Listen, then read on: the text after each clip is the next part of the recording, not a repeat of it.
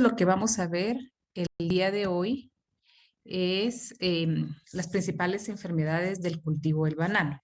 Vamos a ver hasta dónde llegamos el día de hoy.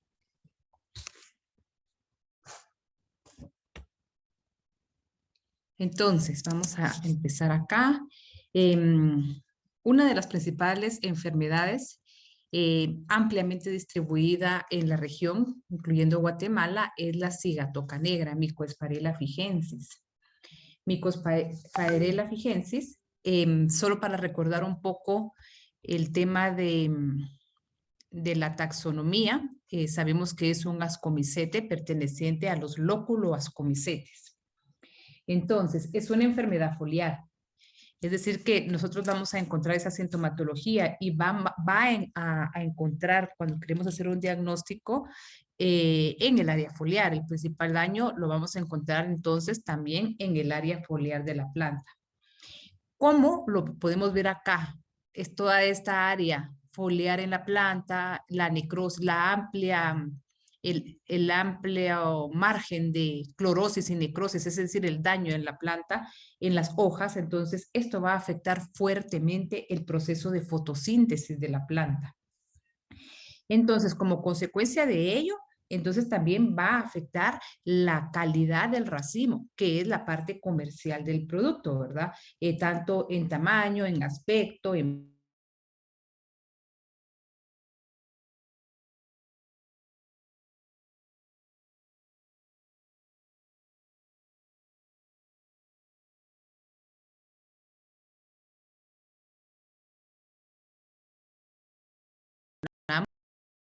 el racimo se va a ver fuertemente afectada. Acá es que tenemos frutas más cortas y delgadas, es decir, el banano van a ser más delgaditos, más pequeños, de menor peso. O sea, un desarrollo inferior a lo normal, ¿verdad? La cual puede madurar durante el transporte, es decir, que normalmente la persona que se dedica a la comercialización del banano sabe que el banano pues tiene un periodo de duración que le alcanza a llegar a anaquel. En este caso no va a ser así. El banano puede llegar a madurar durante el transporte, es decir, una maduración prematura también.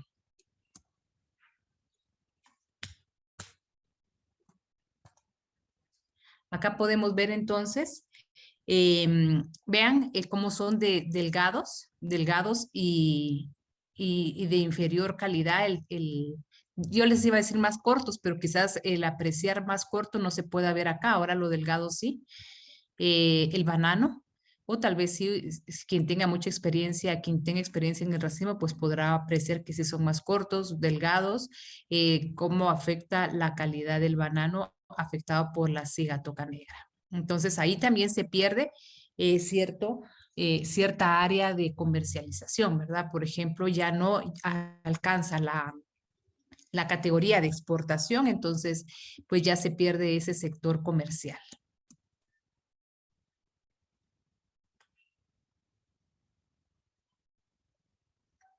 Acá en esta diapositiva podemos ver los estadios de desarrollo de la cigatoca negra. En el primero, aquí, tal vez a simple vista no podamos apreciarlo bien, pero lo voy a señalar con el puntero acá y acá. Sí, exactamente. Y ahorita estoy tapando una, ahí está. Y aquí está la otra que estoy tapando. Es donde están iniciando, apenas inicia de esta forma pequeñas lesiones amarillentas o blanquizcas. Luego, el segundo estadio, aquí ya las podemos apreciar más, con más claridad. Acá y acá ya podemos ver estas pequeñas manchitas color marrón, como ya está tomando cierta forma como alargada, ¿verdad? Todavía no lo vemos bien claro. Aquí podemos verlo más claro. Estamos viendo las rayas. Aquí ya podemos ver rayas y pueden llegar rayas, empiezan a su crecimiento, empieza el crecimiento de la raya. Digo raya porque, a ver, ¿cómo se llaman este tipo de inicio, esta sintomatología de rayas? No eran las estrellas, algo así. Estrías, exactamente, estrías.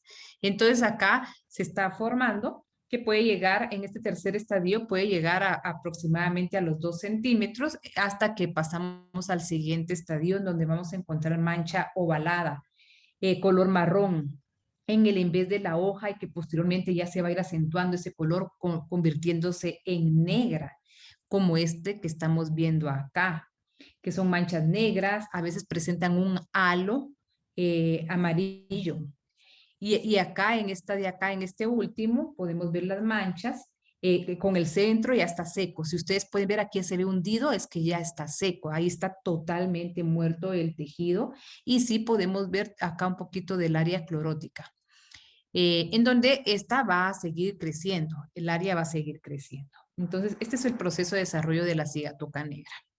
Entonces, como ustedes pueden ver, rápidamente va a tornar ese color amarillamiento, que no, ni siquiera es un amarillo bien claro, sino que siempre se mantiene dentro de la gama de los marrones hasta llegar a negro, y de ahí entonces su nombre también de cigatoca negra.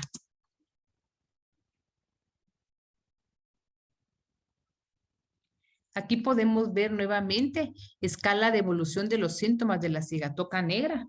Esta enfermedad, que es más o menos lo que vimos anteriormente, solo que acá ya lo estamos viendo más en un área foliar más amplia, ¿verdad? No nos concentramos en una sola manchita. Aquí empezamos con las pequeñas pústulas o puntitos cloróticos. Acá ya empieza a verse la estría y así sucesivamente ya en un área más grande, ¿verdad? Donde podemos ver cómo va evolucionando la enfermedad, en donde encontramos estas áreas grisáceas que es tejido totalmente muerto y viejo, totalmente muerto. La enfermedad se ve influenciada por ciertas condiciones climáticas, principalmente una alta humedad relativa. Esa es una condición que le favorece mucho, temperaturas mayormente cálidas, aunque no mucho, por ahí por los 28 grados centígrados, es una temperatura ideal para el desarrollo de la enfermedad.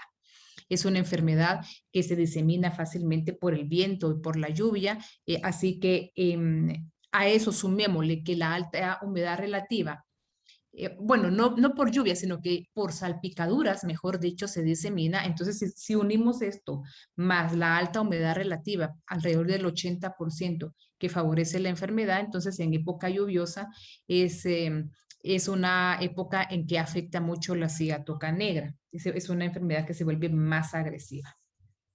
Entonces, para el control necesitamos tener material de siembra sano para empezar, buenos drenajes para evitar la saturación de los suelos. Es permitido, o sea, sí favorece de alguna forma el control de la enfermedad, el deshoje completo de la planta afectada, el uso de variedades resistentes y el control químico, que uno de los controles químicos son los triazoles como difenoconazol, por ejemplo, un fungicida de contacto como clorotalonil, como para rotar, también es recomendada. La rotación siempre es recomendada. Luego tenemos la cigatoca amarilla.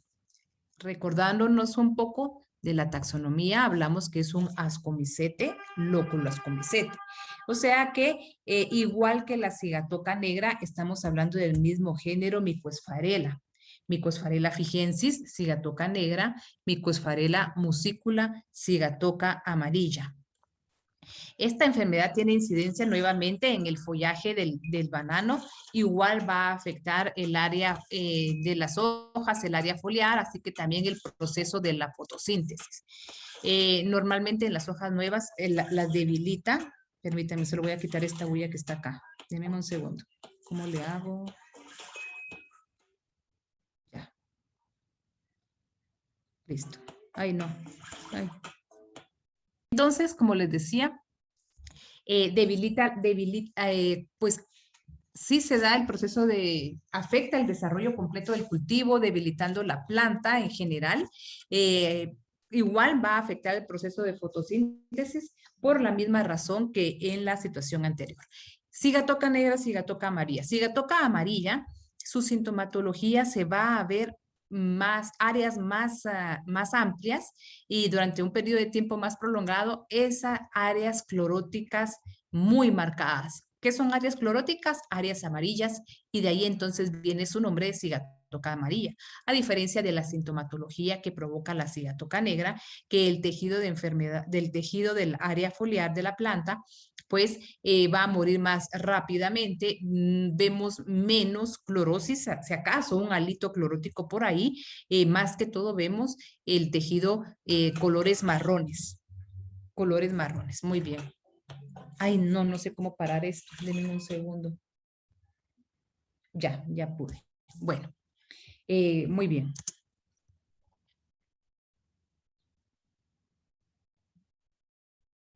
Aquí podemos ver la sintomatología que les había mencionado. Es bastante notoria la diferencia entre una sigatoca y otra, entre sigatoca negra y sigatoca amarilla. Podemos ver bien la diferencia entre una y otra, estas áreas cloróticas bien marcadas, cómo sobresalen esos colores amarillos. La sigatoca amarilla está ampliamente distribuida a nivel mundial. En más de 100 países se encuentra presente la enfermedad y tiene un impacto muy grande en el cultivo del banano. Un impacto tanto desde el punto de vista agrícola como desde el punto de vista social, porque como esta afecta a las plantas, la pérdida es muy grande y por ende muchas personas que dependen del cultivo se ven fuertemente afectadas. Entonces, en cuanto a su daño, provoca una reducción de la superficie foliar, lo que ya habíamos explicado con el tema de la fotosíntesis. Como consecuencia de esto, pues va a afectar la producción, ¿verdad? Entonces vamos a tener también frutos pequeños con poco desarrollo. Las pérdidas reportadas por sigatoca amarilla están entre un 25 y 90% de su rendimiento. Es bastante grande. O sea, si no hay un buen control, casi que podemos perder toda la producción. Entonces, aquí podemos ver la pérdida del área foliar, como es de agresiva la enfermedad. Y las grandes áreas cloróticas que nos permite diferenciar fácilmente entre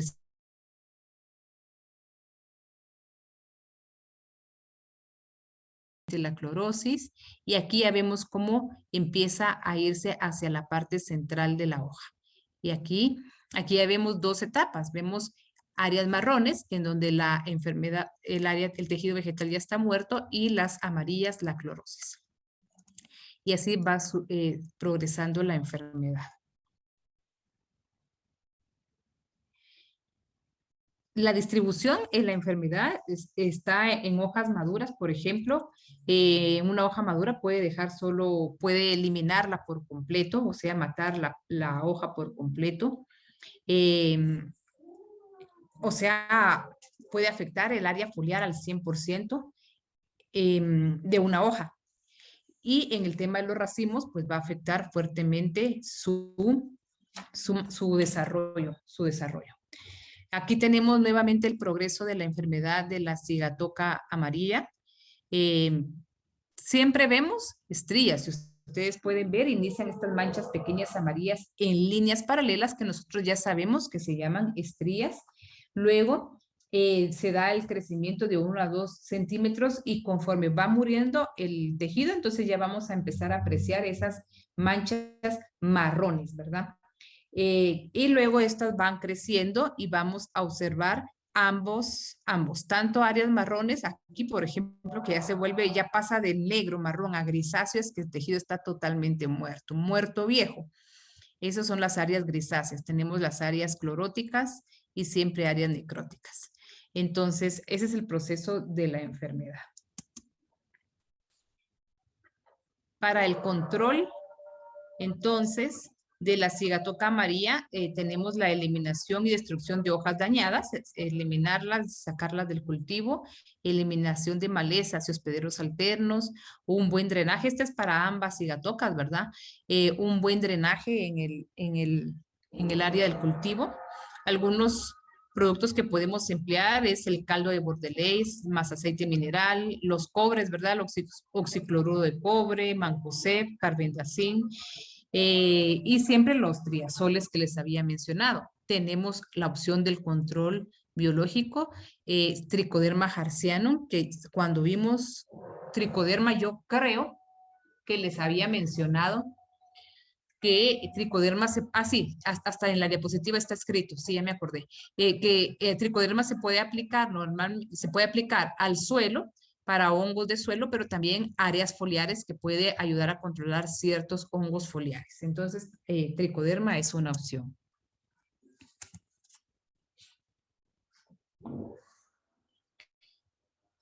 La siguiente enfermedad de importancia en el cultivo del banano es el mal de Panamá, Fusarium oxysporum. Si se recuerdan, Fusarium oxysporum cubensi o cubense, esta es el famoso mal de Panamá, que nosotros cuando estudiamos desde de las primeras clases que vimos en la fitopatología, nosotros vimos que a través de la historia una de las enfermedades que han tenido un impacto muy grande precisamente en el cultivo del banano es el mal de Panamá.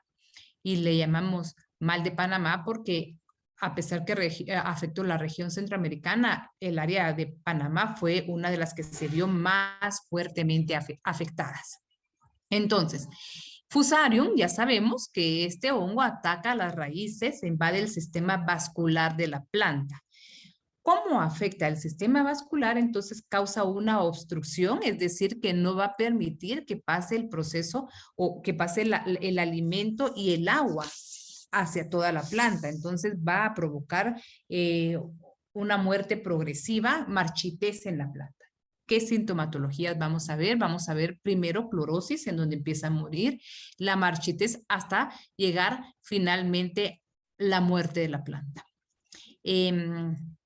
Se puede apreciar muy fácilmente la sintomatología en los haces vasculares, que lo vamos a ver más adelante. Para no olvidarme y recordarnos un poquito de la taxonomía, Fusarium, entonces pertenece al grupo de los deuteromycetes, ¿verdad? Que son los hongos imperfectos, para recordarnos un poquito de esta situación.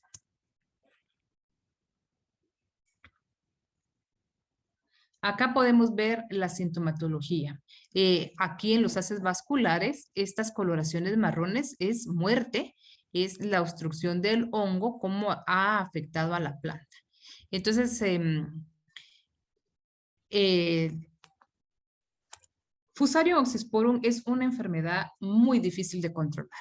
Todos los fusarium es un hongo que es muy difícil de controlar. Incluso algunos han adquirido resistencia a fungicidas. En el caso del banano, en el caso de Fusarium oxysporum cubensi, el primer Fusarium conocido como mal de Panamá, el control o el manejo que mejor se le dio a esto fue el establecimiento de variedades resistentes. Con eso fue que lograron realmente darle una respuesta a la problemática con esta enfermedad, con Fusarium. Eso fue lo que se estableció y con eso solucionaron el problema hasta cierto punto. Porque, como ya les he explicado en varias clases, Fusarium oxysporum, el número 1, el raza 1, el original, por así decirlo, el identificado como mal de Panamá, fue controlado con una variedad resistente, pero ahora tenemos un nuevo Fusarium no presente en Guatemala, siempre hago la aclaración, no presente en Guatemala, sí en Latinoamérica, en Colombia. Tenemos a Fusarium oxysporum raza 4 tropical, que resulta que la variedad que fue muy buena y que sigue siendo muy buena para raza 1 como tolerante a raza 1, es una variedad susceptible a raza 4. Entonces es otro problema, porque tenemos el tolerante a una y susceptible a otra, que hasta el momento no está presente en Guatemala. Entonces acá en este momento la estrategia es que no ingrese al país, o por lo menos atrasar lo más que se pueda esta situación.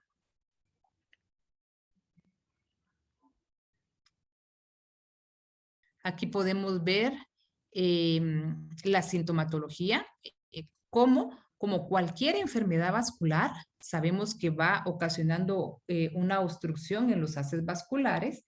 Entonces, vamos a ver ese proceso de marchitamiento de la planta, en donde empezamos con amarillamiento, lo que estamos viendo aquí. y vemos las hojas caídas, pérdida de turgencia, que es ese proceso de marchitamiento, hasta obtener la muerte total de la planta. Acá estas áreas oscuras son coloraciones en realidad marrones, en donde hay una obstrucción, son haces vasculares muertos, ¿verdad? Área de obstrucción en la planta ocasionada por Fusarium. Entonces, aquí esta es sintomatología en el área directamente donde ha sido afectada, que son los haces vasculares, que eso lo hacemos a través de un corte transversal en la planta, y sintomatología que no es una sintomatología directa, es o secundaria, ¿verdad? Que es este proceso de marchitamiento que es en el área foliar.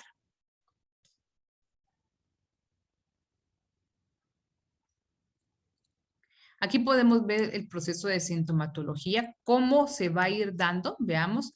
Esta ya es puntualmente de Fusarium oxysporum raza 4 tropical. La sintomatología entre los Fusarium, pues no vamos a encontrar mayor diferencia, pero sí es bien importante tener clara la sintomatología de Fusarium, porque existen otras enfermedades vasculares que no son provocadas por Fusarium. Entonces, como ya les había mencionado, un buen diagnóstico es el que nos va a llevar a realmente a controlar la enfermedad. Entonces, iniciamos con el amarillamiento de las hojas desde los bordes. Esto lo podemos ver.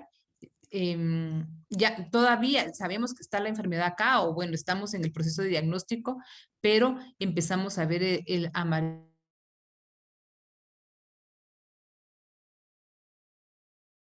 mencionado. Fusarium ataca los haces vasculares. Entonces aquí dice presencia de coloración amarilla, marrones o rojizas en los haces vasculares. Aquí es una presencia de coloración marrón en los haces vasculares. Se ve seco y marrón. La muerte, ¿verdad? La muerte de los haces vasculares. Se dice que se observa al realizar cortes longitudinales o transversales. Aquí está, el transversal es este y el longitudinal es este. En el cormo y pseudotallo podemos ver esas obstrucciones. La forma de dispersión de Fusarium, existen distintas formas. Podemos verlo acá. Puede ser dispersión material de propagación, hijos enfermos, a través del agua de drenaje y salpicaduras también. No sé si está más adelante. No, aquí tenemos agua de drenaje, correntías, fuentes de agua contaminada por la enfermedad. Como es un hongo de suelo, entonces es muy fácil diseminarlo por ejemplo, el movimiento de partículas del suelo, como por ejemplo maquinaria agrícola, el calzado de los trabajadores, incluso con las patas de animales domésticos que se encuentren en el cultivo. La presencia de insectos puede colaborar en la diseminación de Fusarium. Herramientas contaminadas también, y hospedantes secundarios que pueden ser, por ejemplo, malezas o plantas voluntarias hospederos alternos, ¿verdad? Que favorezcan a la enfermedad. Sí, dígame.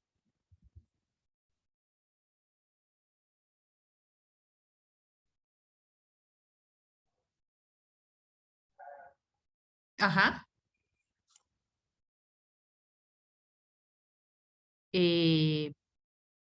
También. Voy a regresar. No sé, honestamente, Jordi, no sé en dónde lo leyó. ¿Por qué? Ah, ya. Lo que sucede es que, vea, acá tengo yo a veces yo me confundo. Yo sí reconozco que a veces me confundo, pero yo ahorita sí me hablo con propiedad porque además de decirlo, aquí tengo la imagen. Entonces, por eso le pregunto dónde lo pudo haber leído, porque aquí yo tengo la imagen de la sintomatología. Entonces, no sé. No sé de dónde lo leyó. A veces las literaturas, porque eso sí me he encontrado yo, ¿verdad? Que las literaturas a veces nos dan información confusa. Pero si yo tengo que elegir una, yo honestamente, supongamos que efectivamente usted lo leyó a algún lado, yo me guío más por esta, porque esta información es fuente de OIRSA, que es quien se ha dedicado mucho al estudio y diseminación, ¿cómo decir? Sí, diseminar la información para el control de Fusarium oxysporum. Entonces, y supongamos que sí lo leyó en un libro, yo me voy a guiar más por esta, por la fuente. Entonces, si tenemos dos fuentes erróneas, una fuente errónea o dos fuentes distintas, pues vamos a buscar cuál es la que nos va a dar la información, cuál pudiera ser quien nos esté dando la mejor información, dependiendo de la institución, por ejemplo, ¿verdad? Por eso es bien importante esa fuente de información, de dónde la sacamos.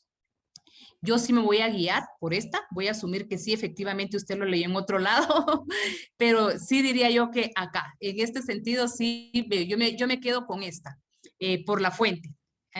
Como les digo, cuando nos topamos en una situación así, entonces nos vamos a ir a la fuente a ver qué fuente es más confiable. Muy bien. Con mucho gusto. Entonces, ¿en qué me quedé por acá, verdad? Bueno, aquí era. Bueno, entonces medidas de prevención de su ingreso, porque recuérdense que en el tema de Fusarium estamos hablando de una enfermedad que no se encuentra en Guatemala. Incluso nosotros cuando vimos el manejo integrado de plagas, vimos el MIP, dentro, mejor dicho, del MIP enfocado a la fitopatología, vimos el control legal. Y en el control legal yo les puse de ejemplo precisamente Fusarium oxysporum, que es una situación real y actual que estamos viviendo en Guatemala. Y realmente la estrategia de control en este momento de Fusarium es un control preventivo, preventivo a que no ingrese ni siquiera al país, no digamos a mi finca o a mi parcela, sino que no ingrese al país. Entonces, para ampararnos, para poder hacer todas estas estrategias, estamos más que todo guiados por el control legal.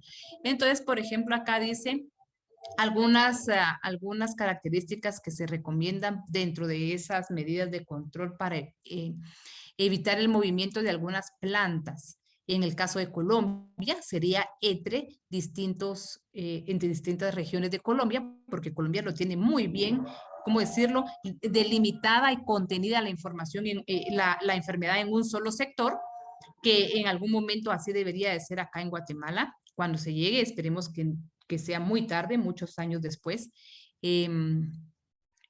Entonces, ese es por un lado, y en el caso de Guatemala sería a nivel de fronteras, ¿verdad?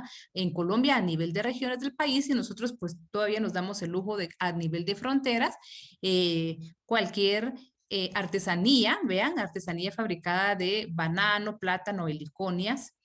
Además, se recuerdan ustedes que cuando vimos el control legal, vimos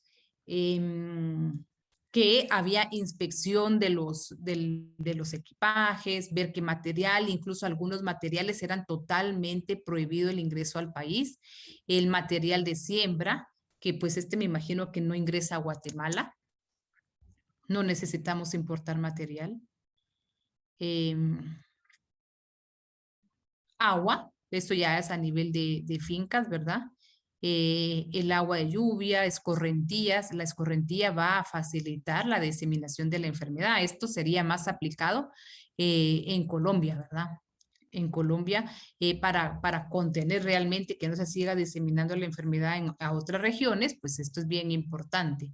Y lo mismo el manejo de los suelos, ¿verdad? Y toda la inspección, todo lo que ya se habló, todo esto, todo precisamente de Fusarium lo hablamos en tema de el control legal hace algunos días. No me acuerdo bien cuándo fue que vimos eso. Muy bien. Seguimos. Seguimos con el moco del banano. Quiero ver la hora. 26. Sí me da tiempo a terminar. El moco del banano, acá en Guatemala es conocido como moco, pero para temas de investigación, de repente tenemos estos otros dos nombres que lo podemos encontrar en la literatura. Es Ralstonia solanaceanum, el moco del banano, moco bacteriano, pues ya la palabra lo dice, es una enfermedad provocada por una bacteria, es una bacteria gram negativa. Esta es una enfermedad nuevamente de importancia en el cultivo del banano, provoca pérdidas en la producción y tiene un alto costo de erradicación y cuarentena. Cuando encontramos una plantación con moco, no buscamos cómo curarla, sino que en realidad lo que hacemos es buscar la manera de contenerla, al igual que en el caso de Fusarium, y se los voy a explicar más adelante cómo es que se da esto para evitar que se disemine y eliminar las plantas. O sea, una planta enferma con moco, por Ralstonia solanaceae, no se busca curarla, sino que se elimina. Eso es lo que debemos de hacer con esta enfermedad.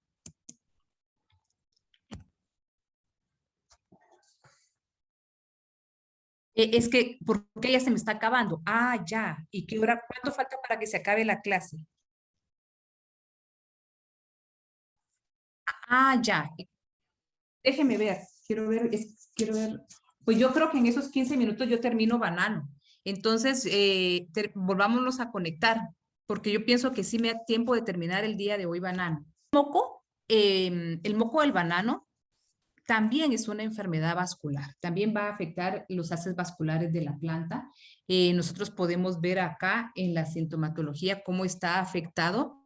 Acá necrosis, las áreas marrones son áreas necróticas, es decir, los haces vasculares muertos que provocan la obstrucción, entonces, para que se dé el proceso o el paso de nutrientes y agua a la planta. Acá estamos viendo también una necrosis, esos son bananitos, es el racimo que estamos viendo muertos, entonces también podemos ver estos bananos necróticos, es decir, muertos, una pérdida total del racimo y en general de la planta. Ahorita vamos a ver. Acá podemos ver más sintomatología, podemos ver el marchitamiento de la planta.